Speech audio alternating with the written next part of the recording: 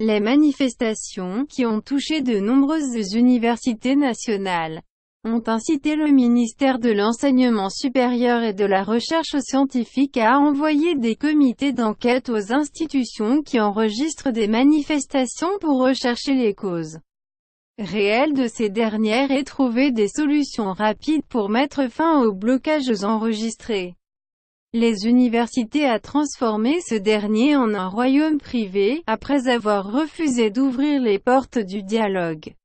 Selon des sources bien informées du ministère de l'Enseignement supérieur, Al-Khobar donnerait suite aux protestations enregistrées dans les universités, tout en accordant aux universités le droit de mettre fin au blocage. Comme ce fut le cas à l'université d'Alger 3 après que certaines organisations d'étudiants aient fermé les portes de cette dernière.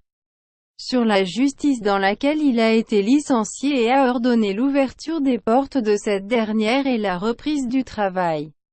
Le ministère a envoyé des commissions d'enquête dans d'autres universités pour rechercher les causes des manifestations et trouver des solutions avant l'aggravation. Selon les mêmes sources. Entre autres,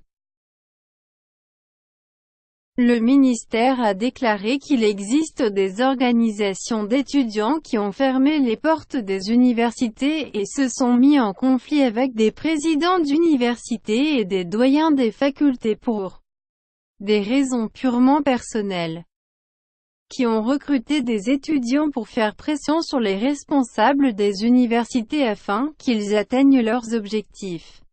Les dossiers relatifs à la justice, notamment le fait que le ministre de l'Enseignement supérieur et de la Recherche scientifique, Taher Adjar, ont été enjoints de ne pas autoriser la fermeture d'universités pour quelque motif que ce soit.